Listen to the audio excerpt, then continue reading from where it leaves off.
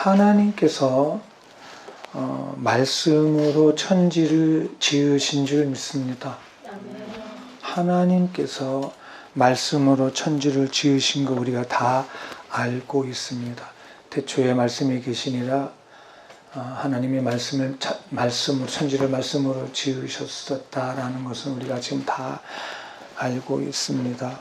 근데 이 말씀 안에는 생명이 있다라고 했습니다. 그 생명이 우리의 빛이다, 너희의 빛이다. 되게 어렵습니다, 이게. 그래서 이 말씀 앞에 우리가 이렇게 있다 보면 그 말씀이 육신이 되어 우리 안에 거하시고 독생자 예수의 영광이 우리 안에 거하신다. 참 너무 어렵습니다. 이 말씀을 생각하면 하나님이 말씀을 하신다는 것은 대상이 있다는 뜻입니다. 대상이 받아들이면 대상의 반응을 주님께서 원하십니다. 그러니까 이 얘기는 대상이 인격적이지 기계적이지 않다는 것이죠. 그러니까 인격적이라는 것이 진짜 어렵습니다. 율법적이면 쉽습니다. 안 하면 죽여버리겠어 그러면 되게 따라가기만 하면 되는데 하나님은 그러시지를 않습니다. 그래서 우리가 고난이 있습니다. 이거 어렵습니다. 왜냐하면 수시로 판단해야 되고 우리가 선택해야 됩니다. 그런데 우리의 선택은 늘 실패합니다. 성경의 특징은 실패하는 자를 찾아서 실패가 일하게 하시는 것이 하나님이셨습니다.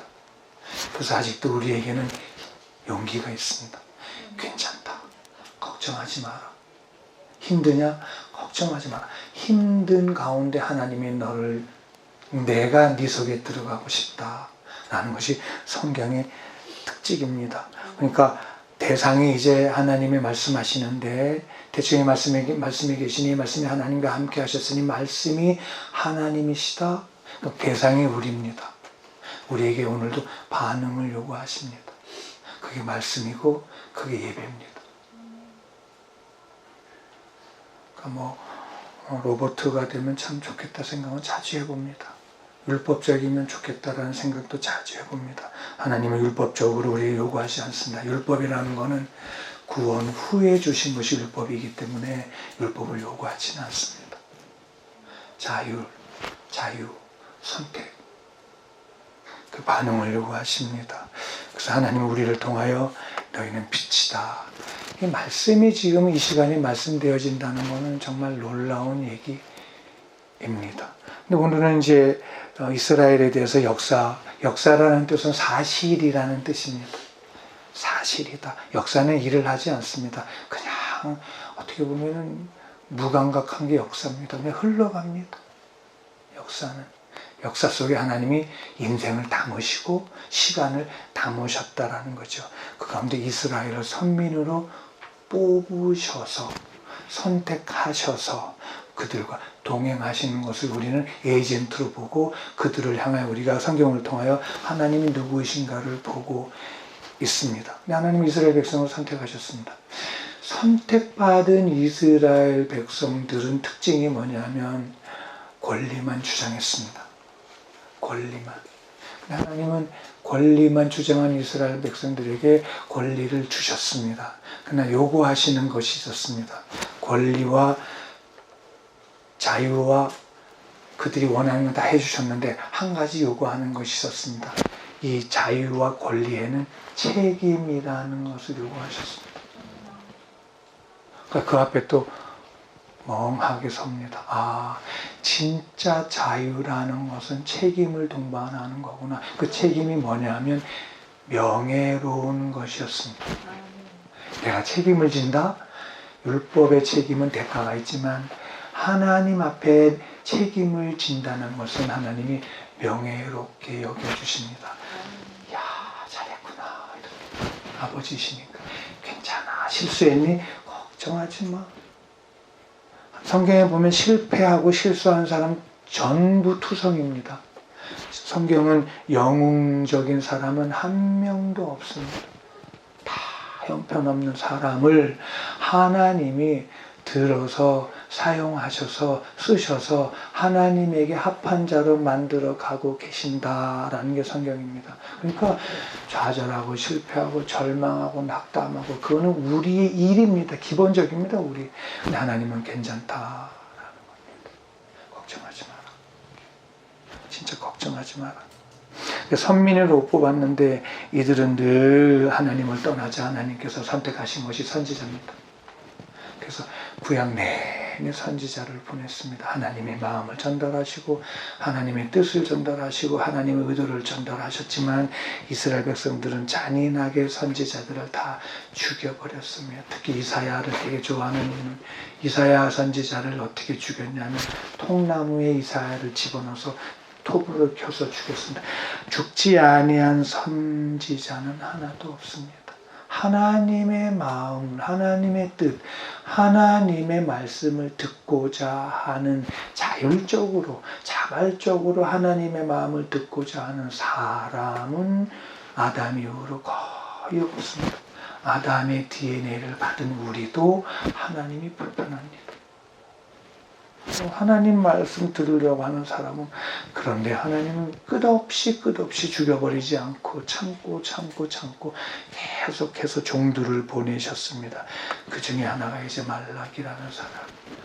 이 사람도 참 마지막 소선지서 중에 하나, 예수님 나시기 430년 전에 이분을 보냅니다.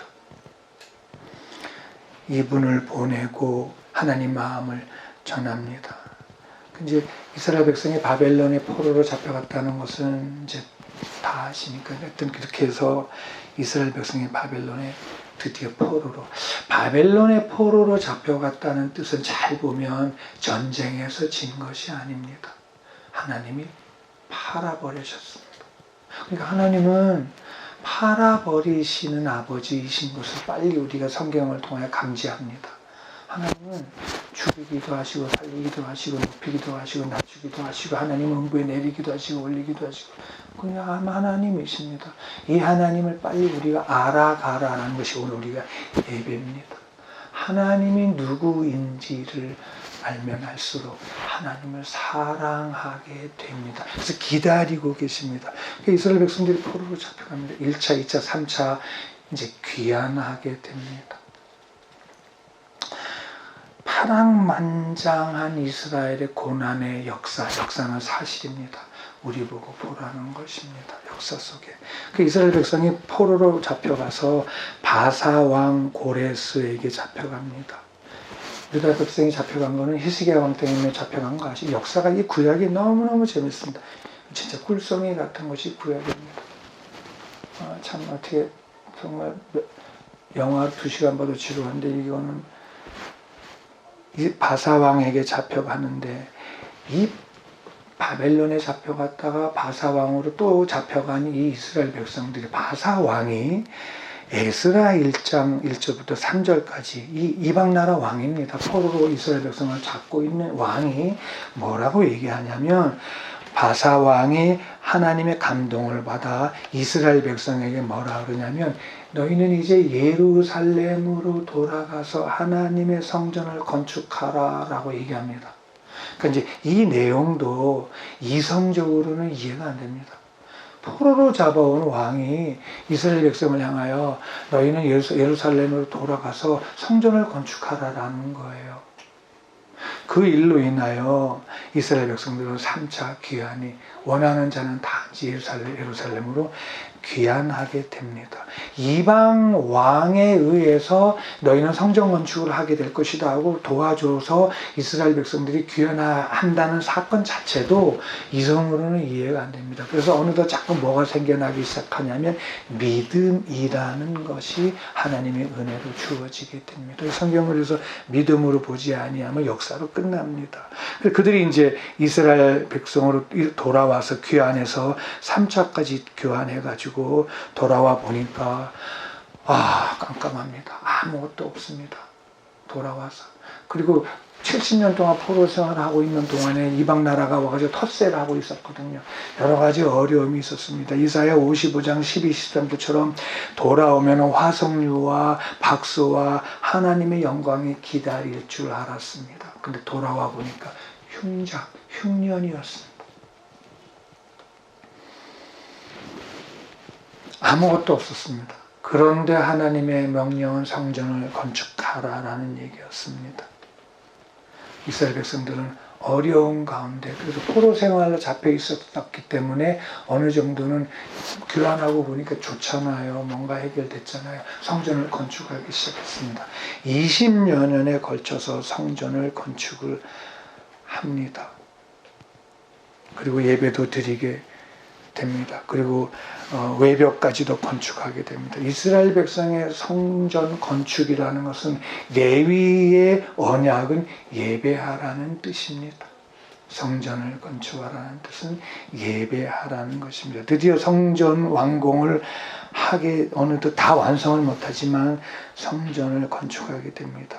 그러면 70년에 걸쳐서 포로 생활했다가 돌아와서 성전을 건축하게 되면은 학개서 2장 7절, 2장 19절에는 뭐라고 그랬냐면 성전 건축하면 이보다 더 큰 영광을 줄 것이고 성전을 건축하면 너에게 복을 줄 것이다라는 이야기를 하셨습니다. 그래서 패폐한 가운데 성전 건축을 하게 되고 성전 건축을 했습니다. 그리고 1년 지나고 2년 지나고 10년 지나고 20년 지나는데 아무런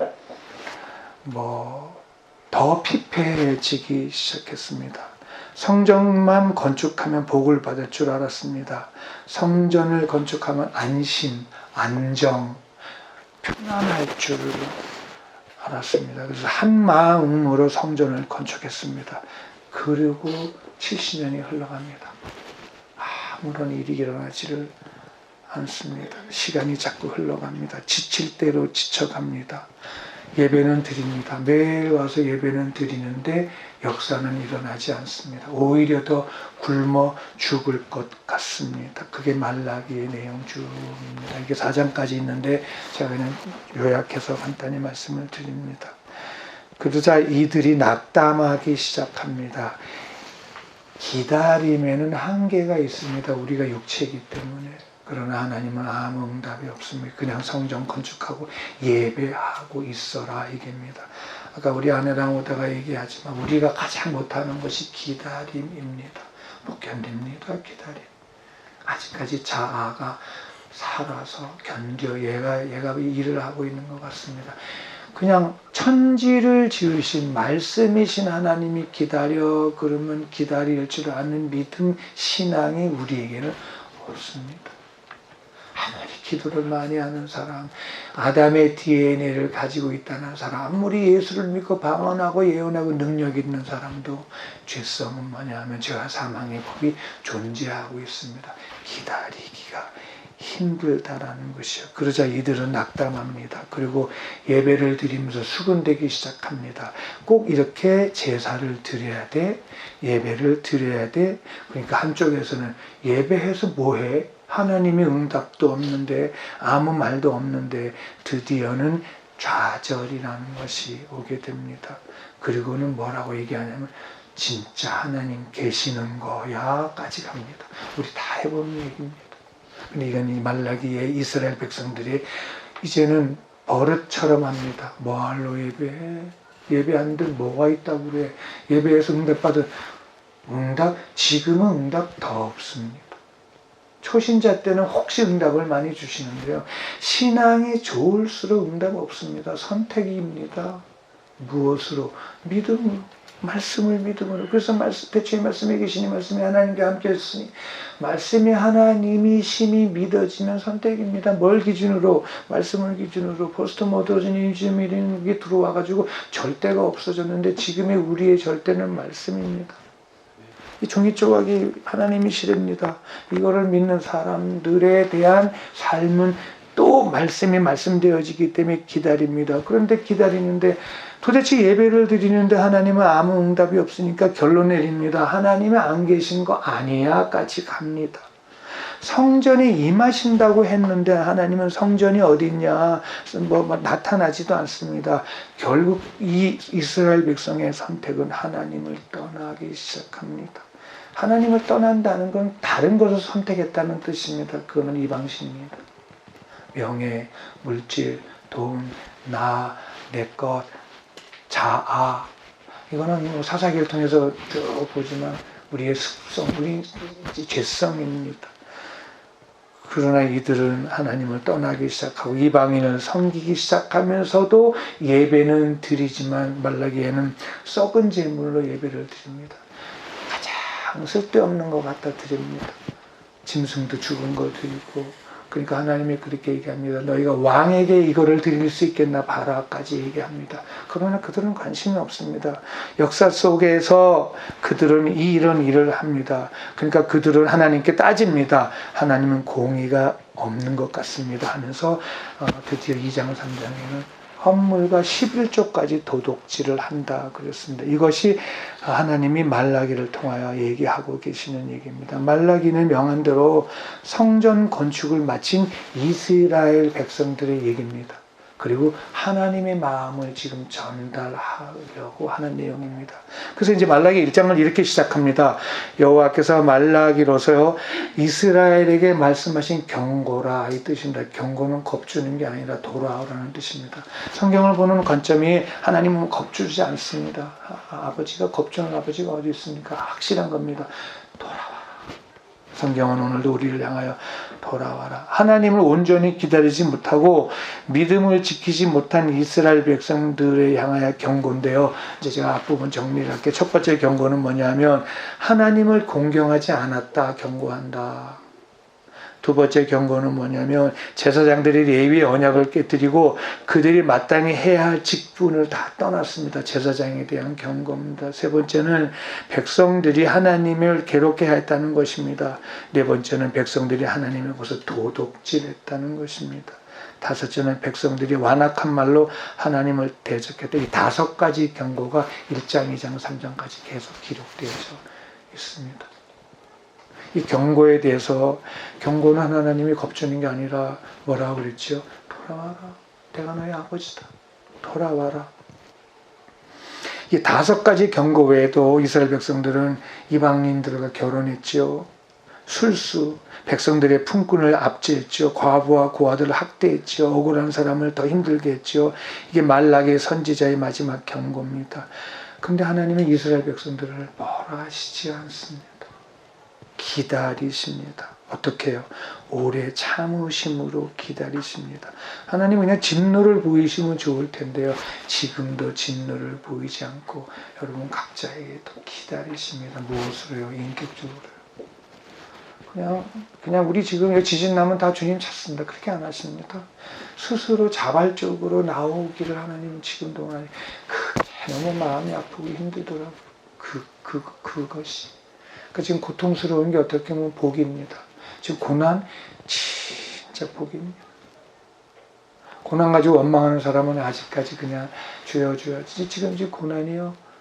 야, 이 고난이 기가 막힌 복이라는 것이죠. 그 뜻은 뭐냐면 이스라엘 향한 하나님의 마음입니다. 돌아와라 하였습니다. 이스라엘 백성들아 돌아오라. 돌아오는 방법을 가르쳐 주셨습니다. 11조와 헌물입니다. 이 11조와 헌물은 돈 내라는 것이 아닙니다. 11조와 헌물은 하나님과 관계입니다. 관계. 11조는 아브라함이었고 헌물은 아벨입니다.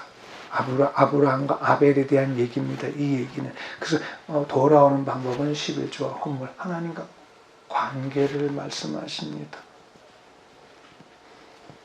그리고 말라기 3장에 이제 8절 9절을 보면 사람이 어찌 하나님의 것을 도둑질하겠느냐. 그러나 너희는 나의 것을 도둑질하고도 말하기를 어떻게 주의 것을 도둑질하였나이까 하는도다. 이는 11조와 헌물이라. 너희가 곧 나라와 나의 것을 도둑질하였으므로 너희가 저주를 받았느니라. 하나님께서는 11조와 헌물을 얘기해 도둑질했다고 그러는데 이 도둑질은 히브리 말로 카바입니다. 약탈했다 합니다. 그러니까 하나님 돈을 약탈하는 게 아니라 하나님의 마음을 이렇게 이렇게 긁었다는 뜻입니다. 돈 안 내고 뭐 이런 수준이 아닙니다. 이게 11조 그 다음에 헌물에 대해서 아벨의 헌물 테르마입니다. 이거는 봉헌입니다. 하나님께 나올 때 마음 좀 가지고 나오라는 겁니다. 마음을 좀. 11조와 헌물은 율법이 아닙니다. 율법이 기록되어지기 전에 있었던 내용입니다. 하나님과의 관계입니다. 여쭤볼게요. 하나님과 어떤 관계세요? 라고 여쭤봅니다. 하나님 항상 뒤로 밀리더라고요. 먹고 사는 거에다가, 자식에다가. 항상 하나님은 뒤로 밀리는데요. 하나님 오늘 말씀하십니다. 나 외에는. 내가 도와주지 아니하면 어떻게 되는지를 왜 모르니? 그러십니다. 그게 욕입니다. 지금 내가 하루가 있고 이틀이 있고라는 거는 내가 허락지 않으면 있을 수가 없고 숨을 쉴 수도 없고 내가 아니면 아무것도 못하는 걸 왜 모르니? 라고 말씀하십니다. 우리는 아직도 관계가 없습니다. 등 따시고 배부른 게 우리의 목적입니다. 그것도 어떡하겠습니까? 죄인이. 근데 하나님은 부탁합니다. 아니야. 지금 너 숨 쉬고 있지? 나 아니면 안 돼. 라는 관계 좀 제발 네 마음을 좀 가지고 나와라. 11조는 하나님을 향한 마음입니다. 근데 왜 도둑질 했다 그랬을까요? 돌아오라는 겁니다. 내게 돌아오라. 네 마음을 참 나에게 줘라. 이런 뜻입니다. 그래서 이제 말라기 3장 7절 후반절에는 내 사랑하는 백성들아 이제는 좀 내게 돌아와라. 교회에 나와 있는데 네 마음은 지금 어디에 가 있니? 묻습니다. 아브라함이 드렸던 믿음의 예배를 받고 싶답니다. 아벨이 드렸던 헌물을 받고 싶다는 것입니다. 그들의 마음처럼 너의 마음을 진정한 예배라는 뜻입니다. 그것이 바로 아버지 하나님께서 백성들과 이스라엘 백성들이 온전한 11조 헌물을 요구하신 이유입니다. 이 온전한 11조 헌물은 신령과 진리의 예배라는 뜻입니다. 우리가 돈을 들고 오면 얼마나 들고 오겠어요? 그건 아닙니다. 네 마음이 어떠니? 지금 제 마음이 주님께 있습니다. 됐다. 가자. 같이 가자. 됐다. 같이 가자. 죽을 지경입니다. 괜찮다. 내가 함께한다. 이스라엘 백성들을 팔아버리시는 하나님의 이름이 땅에 떨어질지라도 이스라엘 백성을 훈련하기 위해서 바벨론에 감수하고 팔아버리시는 아버지인 걸 빨리 알면 하나님은요 무섭습니다. 그러나 살리려고 무섭다는 것이 성경입니다. 우리가 해야 될 일은 또 기다리는 거 뭐하며 예배하며 어떻게 예배하며 11조 헌물 그건 얘기했죠. 내 마음을 주님 나 주님 겁니다. 오늘 제가 목사님 사모님 늘 사랑하고 여러분들 이렇게 기억납니다. 하나님 내가 주님의 것입니다 라는 분들이어서 너무 좋습니다. 저희 교인도 열심히 애를 쓰고 있습니다. 내가 주님의 것입니다. 그러니까 내가 하나님의 것인데 소유가 아멘이 되시는지요?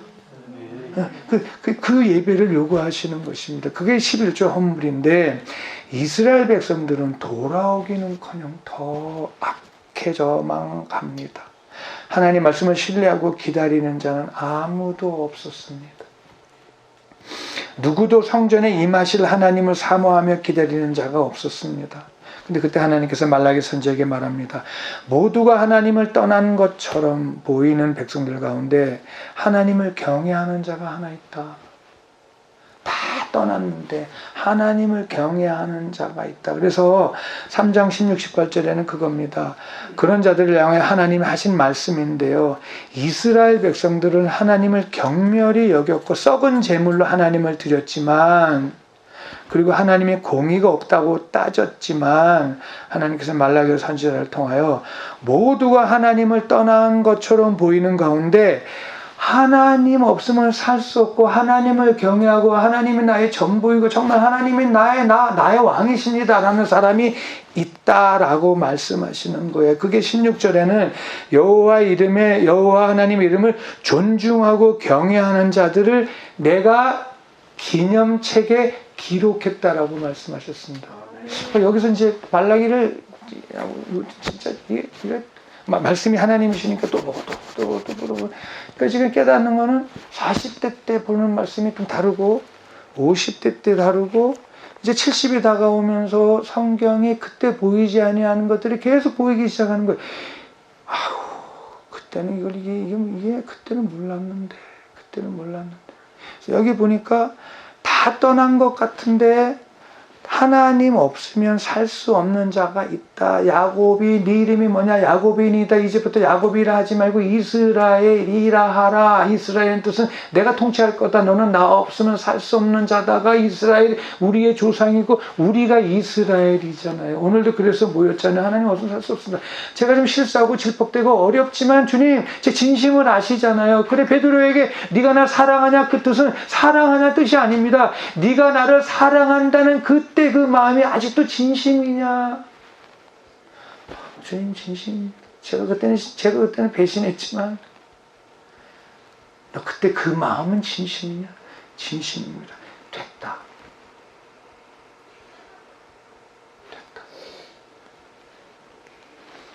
이제 내가 그렇게 나를 사랑하는 사람이 있는데 그를 내가 경외하는 자들을 기념책에 기록했다. 이 기념은 히브리 말로 지크론입니다. 기념책에 기록했다. 이 지크론은 기억할 수 있는 기록이라는 뜻입니다. 이 책이라는 히브리 말로 세페르인데 세페르 조서, 증거, 편지인데 여호와 하나님을 경외하는 자들을 여호와 하나님께서 기억할 수 있는 증거로 기록하시겠다는 거 기록. 그러니까 오늘도 그 여호와 하나님이 말씀대로면 우리 이름은 하나님 없이는 살 수 없는 자들 다 타락하고 하나님 없고 막 지 맘대로 가지만 비록 그럴지라도 내 진심은 하나님 없으면 살 수 없어요 라는 자들의 이름을 기록하시겠다는 거예요. 세페르 기록하셨다는 거예요. 아마 그래서 우리가 오늘 여기 왔을 거예요. 잘해서 괜찮아서 완벽해서 뭔가 완벽주의잖아. 우리는 막 흠을 지우려고 막 실수한 거 지우려고 금식하고 흠을 지우려고 금식하고 그게 아니라 흠을 지우려고 금식할 게 아니라 실수한 거 안 하는 게 더 중요하더라고요. 해결하는 게 얼마나 우린 베개 많이 그것도 중요한데 지금 깨닫는 것은 흠을 지우는 게 아니라 흠 있는 자체 그대로 다시 그 일을 반복하지 아니하고 하나님께 나가는 거라는 거죠. 왜? 하나님 나라의 이름에 기록된 자가 있다라는 거예요. 세페르. 이 지크로는 기억할 수 있는 기록이라는 거죠. 그러니까 하나님께서 오늘 저와 여러분의 이름이 기록되어진 자들인 것이 믿어진다는 거죠. 비록 뭐해도 실패해도 오늘도 우리는 죄와 사망의 법 아래 살아요. 왜? 생명의 성령의 죄와 사망의 법 안에 생명의 성령의 법이 있기 때문에. 그러면 죄와 사망의 법이 없어지잖아요. 하도 벌리기로. 없어지지 않아요. 이거는 죽을 때까지 없어요. 천국 가야 없어지거든요. 그 속에 생명의 성령을 법을 주었기 때문에 해보라는 거거든요. 우리 보고. 이 로마서 그 얘기는 그 얘기입니다. 야 견뎌봐. 괜찮아. 내가 너와 함께 하잖아. 해봐. 그거지. 마치 우리는 완벽해가지고 절대 아닙니다. 우리는 실수투성입니다. 근데 하나님 뭐라 하시냐면 괜찮다는 것입니다. 왜? 네 이름이 내 마음에 기록되어져 있다.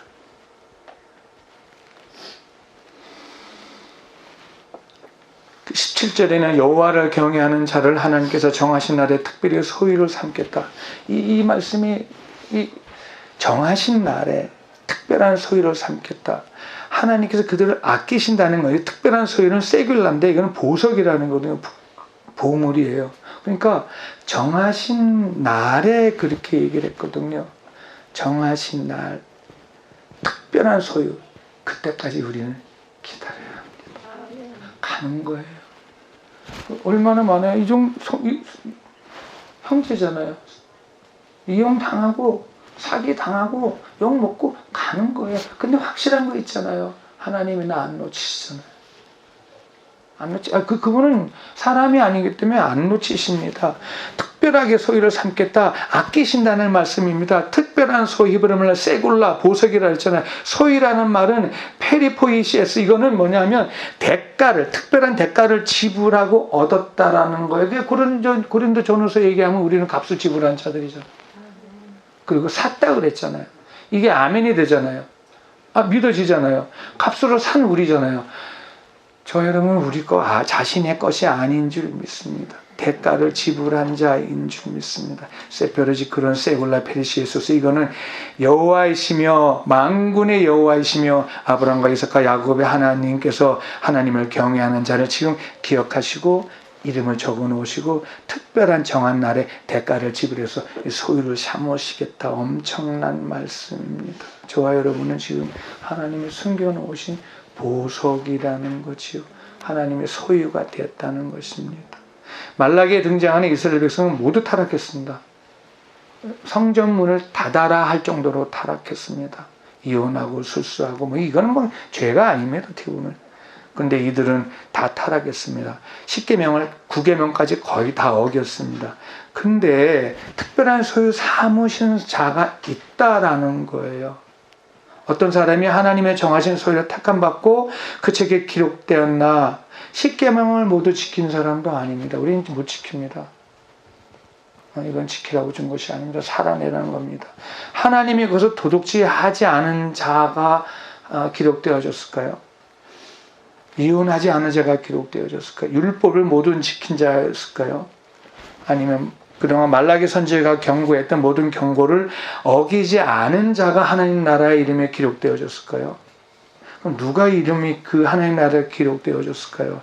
이제 이 말씀 정리하고 마칠게요. 요한복음 4장입니다. 요한복음 4장 1절부터는 사마리아 여인이 나옵니다. 이제 신약으로 건너가겠습니다. 사마리아 여인은 여러분 다 아십니다. 근데 예수님이 특별히 정한 날 이 여인을 찾아가는 장면입니다. 요한복음 4장 1절부터 끝까지 이렇게 보면 이렇게 그림이 이렇게 그려지잖아요. 예수님이 동행하시는 내용이, 사마리아 여인을 만나는 내용이, 그리고 내가 그 속에 등장되잖아요.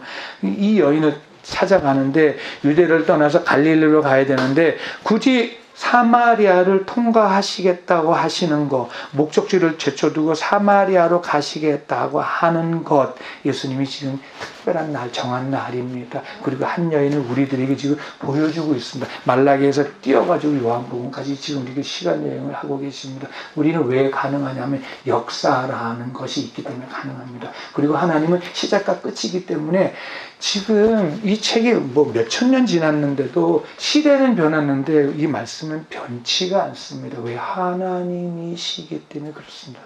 그러니까 지금 시대는 변해서 이 말씀에 맞춰 사는 거가 우리가 순교입니다.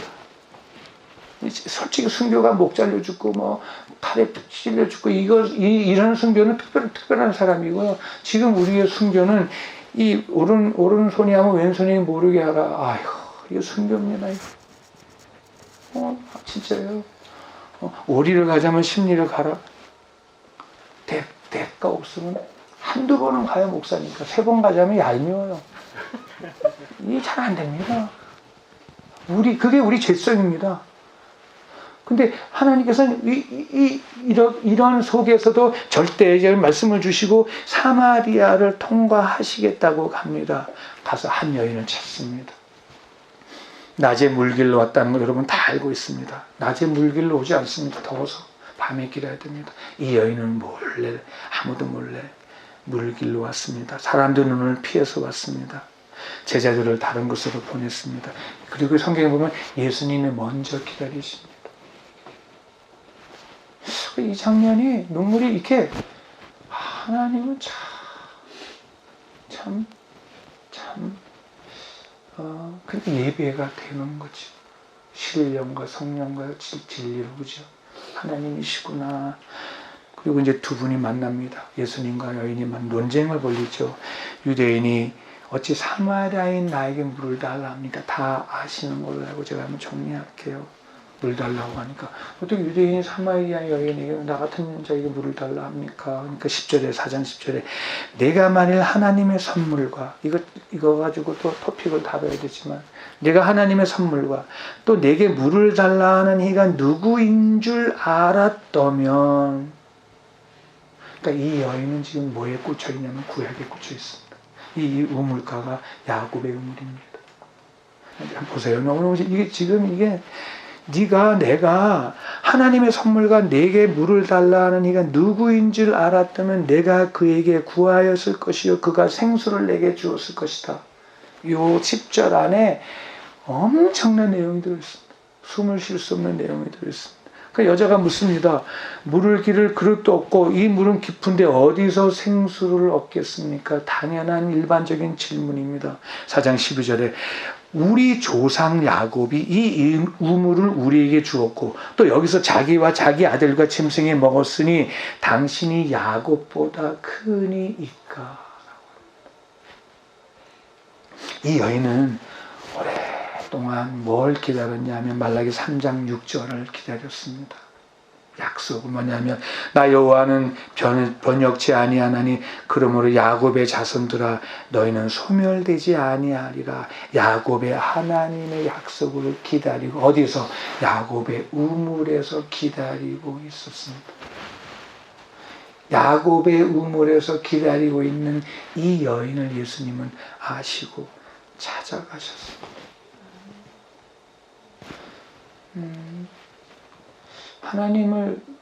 하나님을 표현한다는 자체도 우리는 이거 정말 은혜입니다. 우리가 어떻게 그러니까 두렵습니다. 하나님이 누군지를 알면 알수록 두렵습니다. 그러니까 죄도 두렵고 죄를 짓는 것도 두렵고 더 두려운 것은 죄 짓고 회개치 않는 것이 더 두렵습니다. 하나님은 알아가면 예수님은 이 여인을 아시고 찾아가셨습니다. 너 내가 누군지를 알면 내가 하나님의 아들인 줄 알고 내가 내게 물을 주는 자가 누구인 줄 알고 내가 내게 생수를 주는 자가 누구인 줄 알았더라면 이 질문 속에 이 여인은 지금 구약에 묶여 있습니다. 유대인이니 당신이 야곱보다 크니까 예수님이 이제 16절부터 26절까지 두 대화입니다. 남편을 불러와라. 남편 없나이다. 없는 것이 맞다. 5이 있었다. 그래 맞다. 내가 5이 있다. 그런데 20절에 그럽니다. 우리 조상들은 이 산에서 예배하였는데 당신의 말은 예배할 곳이 예루살렘에 있다 하나이다. 근데 자기는 이 산도 아니고 예루살렘도 아니고 어디에서 예배하고 있어요? 야곱의 우물에. 말라기 3장 16절을 붙잡고 있는 거예요. 이 여인은 약속을 붙잡고 있는 거예요. 예수께서 이르시되 내 말을 믿으라. 이 산에서도 말고 예루살렘 말고 너희가 아버지께 예배할 때가 올 것이다. 너희는 알지 못하는 것을 예배하고 우리는 아는 것을 예배해야 한다. 이 말이 너무 어렵습니다. 한 달 더 걸렸습니다. 너는 아는 것을 예배하고 너는 모르는 것을 예배하고 나는 아는 것을 예배한다. 이제 우리한테 부딪히잖아요. 지금 내가 아는 것을 예배하나 모르는 것을 예배하나 이 부분 한 토픽으로 해서 정리가 돼야 될 겁니다. 여러분 아는 것을 예배하세요. 모르는 것을 그냥 와 있습니까? 그러면서 하나님의 영이시다. 하나님은 예배하는 자를 찾는다. 참 하나님은 예배하는 자를 좋아하시는구나. 신령과 진리, 성령과 진리의 예배를 참 목적이니까 에베소서 1장 3절부터 6절까지 우리를 만드신 목적이니까 뭐가 예배가 내가 누군지 좀 알아주어. 참 하나님 어떡하면 내가 너 만든 자야. 너 나 없으면 못 살아. 우리는 관심이 없습니다. 등 따시고 베푸는 거 외에는 별로 관심이 없습니다. 아닙니다. 허락지 않으면 숨도 못 쉽니다. 그래서 뭐라 하시냐면 이렇게 얘기합니다. 여자가 이르되 메시아 곧 그리스도라. 이가 오실 줄을 내가 아노니 그는 오시면 모든 것을 우리에게 알려주시고 예수께서 이르실 때 내가 말하는 그가 나다. 내가 찾는 메시아가 나다. 나 여기 있다. 이게 갈라디아서 말라기 3장 1절에 체바우트라는 뜻입니다. 언약의 사자. 만군의 여호와이신 예수 그리스도께서 율법을 어기 이 여인을 만나러 오십니다. 그러니까 말라기 3장 1절부터 쭉 보면은 성전을 건축하라는 뜻은 예수가 이제 그 성전에 오시겠다는 뜻이었습니다. 3장 1절부터 쭉 보면은 예수가 그 성전에 오시겠다. 그 오시겠다는 예수가 지금 네 앞에 있다 이 뜻입니다. 그러니까 이 여인은 그 말을 알아듣습니다. 이스라엘 백성들이 성전을 짓고 예수님을 기다렸는데 오지 않자 또 계속 오지 않으니까 하나님 어디 있어 하고 다 타락했는데 이 여인은 그 구약의 말씀을 기억하고 이 우물가에서 기다리고 있었습니다. 누구? 체바오트 하나님. 만군의 여호와 하나님 기다리고 있었습니다. 내가 기다리고 있던 자가 바로 나다.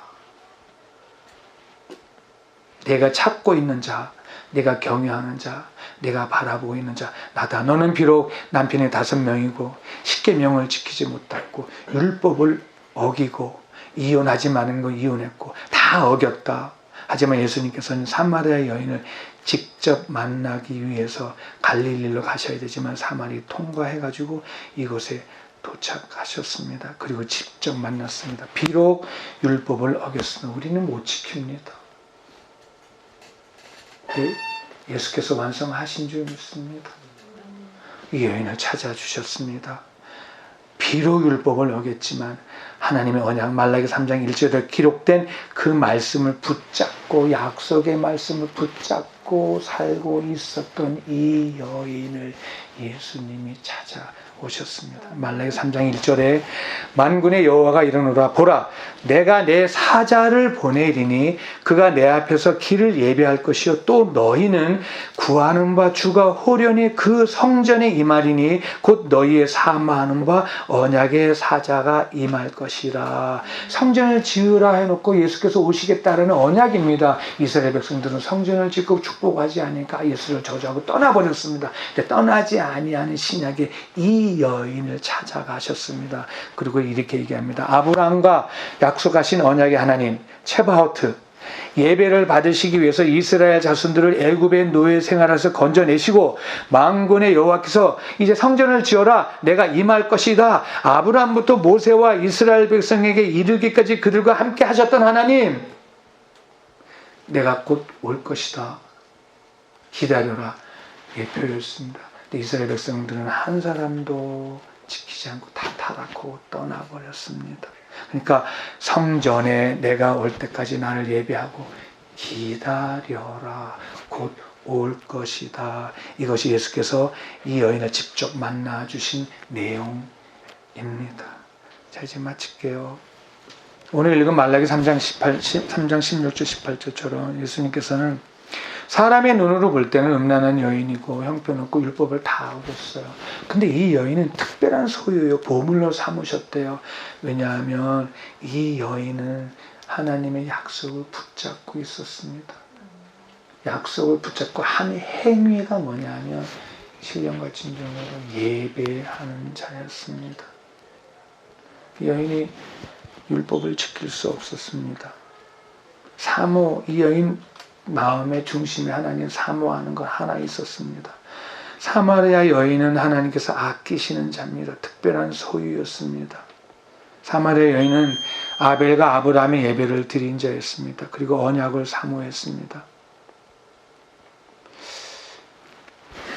제 말씀을 한번 돌아봅니다. 하나님은 아브라함의 하나님, 이삭의 하나님, 야곱의 하나님, 그리고 우리의 하나님이라고 하셨어요. 나의 하나님입니다. 지금도 일하고 계십니다. 그리고 약속을 반드시 지키십니다. 만군의 여호와가 호련히 성전에 임하신다. 예배를 받기 원하셨던 하나님은 그들의 성전에 임하시겠다고 하셨습니다. 근데 그 예수님은 죽으시고 성령을 보내셔서 지금 이 시간에 여러분 각자의 성령으로 거하고 계신 줄 믿습니다. 뭐 옷이 없어서 계시 없어서 성령은 그런 말로 움직이는 분이 아닙니다. 그냥 은혜로 우리 안에 거하십니다. 왜요? 우리가 보물입니다. 우리 이름이 기록되어진 자들입니다. 약속의 말씀을 붙잡고 가야 됩니다. 이제 마지막 남은 약속은 뭐냐면 다시 오시겠다는 약속입니다. 언제 올지도 모릅니다. 또 모릅니다. 그냥 예배하면서 감사하면서 기다리는 것입니다. 누가? 하나님 나라의 이름에 기록되어진 자들은 또 기다리게 될 것입니다. 세상이 점점 악해지고 험난하지만 괜찮습니다. 원래 그렇습니다. 왜요? 죄와 사망의 법 아래 놓여 있기 때문에 타락합니다. 그 속에 우리에게 주신 것이 있습니다. 생명의 성령의 법. 이 얘기는 뭐냐면 견뎌내라는 뜻입니다. 해보라는 것입니다. 괜찮다는 것입니다. 용서하고 사랑하고 붙잡고 위로하고 하라는 것입니다. 되는 일이 별로 없습니다. 걱정하지 마라 라고 하시고 말씀하시는 내용, 말라기의 내용이었습니다. 뒷부분은 남은 것은 이제 우리 요한복음 4장 22절 24절 읽고 마치겠습니다. 한번 찾아볼까요? 요한복음 4장 22절 24절입니다. 찾았으면 아멘. 우리 한번 같이 큰 소리로 보겠습니다. 너희는 알지 못하는 것을 예배하고 우리는 아는 것을 예배하노니 이는 구원이 유대인에게서 남이니라. 아버지께 참으로 예배하는 자들은 신령과 진정으로 예배할 때가 오나니 곧 이때라.